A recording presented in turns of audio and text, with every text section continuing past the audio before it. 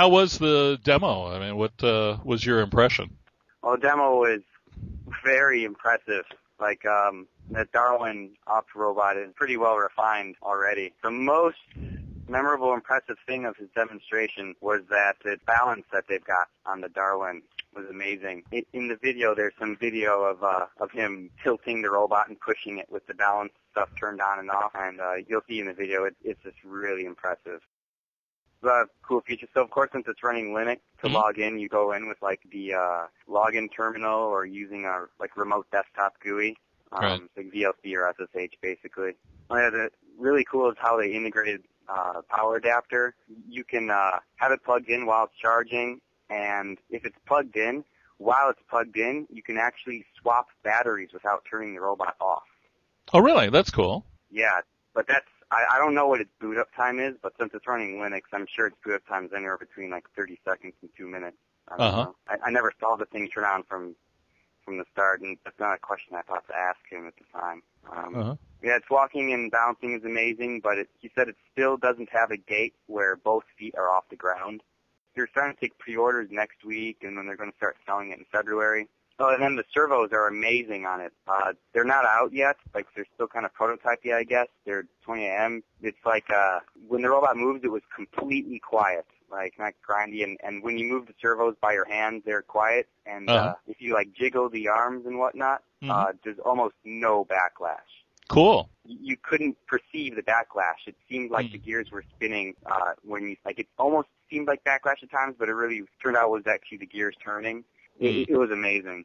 There's free ports in it. Like, there's 2 USB ports on the back, and then I asked Hassan, and he said that there's also, if you want to open it up and get inside of it, there's free headers on the motherboard you could still attach to and all of that. If you want to integrate, like, a laser scanner or other depth scanner or stereo thing or whatnot, so easy to integrate your own hardware into DARwin, but that's like a complete no-no on the now. So I really like that aspect of it. It was great just to see the inside of the DARwin and get an explanation of it.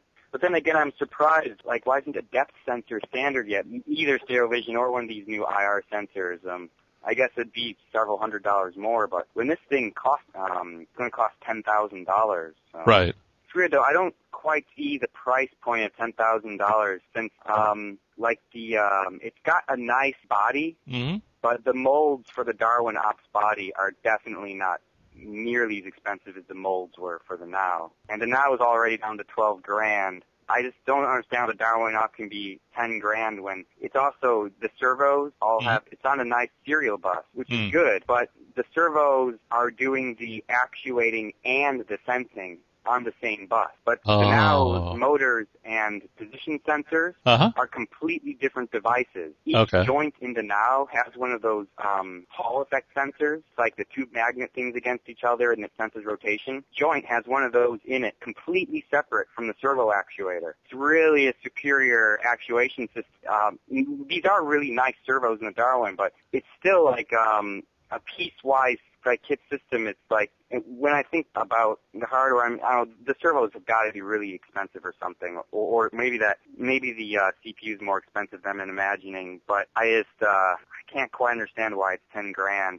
When I've seen the videos before of the DARwin walking and kicking the ball, tracking, the tracking is unbelievably good compared to the previous RoboCup videos that I've seen. Just the way it responds, I'm wondering, do you think there's much room for the teams that take on DARwin to actually show improvement? Is it too good already, or is there considerable room for improvement? Like, do you think their API will be doing it all for them? Oh, something like that? Well, these RoboCup teams and any individual developer wants to add their own content, right? They want to show, oh, well, I did this gate, or I did this algorithm, or I contributed this. So I'm wondering how much room there is for them to actually add their own value. Well, in terms of the gate and the balancing and the kicking, it's looking like there's less and less and less room in that department. And personally, I'm glad, because the limitations of things like gates are what stop me from doing the more higher level concepts that I'm more interested in. So I guess it really is Yeah, for people who have interest in those areas, there's definitely going to be less available for them, but I see it as a good thing as those problems finally starting to get solved in a consistent way. Now the stuff is getting so high level. It's getting completely abstracted, not just from that hardware, but from the robot platform itself. And so then you've got these great systems like Ross and Irby and all these other systems that can integrate things. And you can have these items completely abstracted away from the robot's platform. And that's when you can start to develop stuff that's truly useful for everyone.